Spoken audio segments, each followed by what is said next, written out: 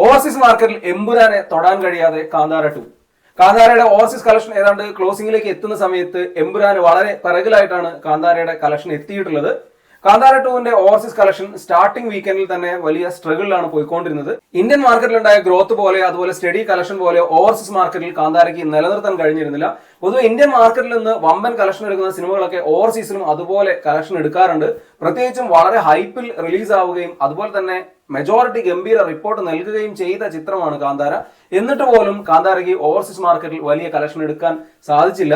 നിലവിൽ എടുത്ത കളക്ഷൻ വെച്ച് നോക്കുമ്പോൾ കാന്താരയുടെ ഹൈപ്പും അതുപോലെ തന്നെ റിപ്പോർട്ടും ഒക്കെ പരിഗണിക്കുമ്പോൾ അത് ചെറുതാണെന്ന് പറയേണ്ടി വരും. കാരണം മലയാളം ഇൻഡസ്ട്രിയിൽ നിന്ന് വരുന്ന ഒരു സിനിമയായിട്ട് പോലും എമ്പുരാൻ മിക്സഡ് റിപ്പോർട്ടിൽ ഓവർസീസ് മാർക്കറ്റിൽ ഏതാണ്ട് 144 കോടിയോളം രൂപ നേടിയിരുന്നു. ഇപ്പോൾ കാന്താര ഏതാണ്ട് 112 കോടിയോളം രൂപ മാത്രമാണ് കളക്ഷൻ എടുത്തിട്ടുള്ളത്. കാന്താര ഏതാണ്ട് ഓവർസീസ് മാർക്കറ്റിൽ ക്ലോസ് ചെയ്ത് കഴിഞ്ഞു.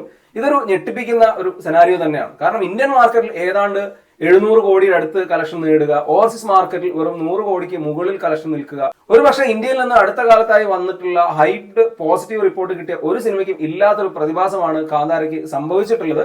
എന്തുകൊണ്ടായിരിക്കും കാന്താര കന്നഡ സിനിമയുടെ ഒരു വലിയ ഹൈപ്പ് പ്രൊജക്റ്റ് ആയിട്ട് വന്നിട്ടും ഓവർസീസ് മാർക്കറ്റിൽ ഇങ്ങനെ സ്ട്രഗിൾ ചെയ്തെന്ന് അറിയില്ല. അതും ഹെവി റെസ്പോൺസ് വന്നിട്ട് പോലും കാന്താരയ്ക്ക് അങ്ങനെ കളക്ഷൻ എടുക്കാൻ കഴിഞ്ഞില്ല എന്നുള്ളത് ഞെട്ടിപ്പിക്കുന്ന ഒരു കാര്യം തന്നെയാണ്.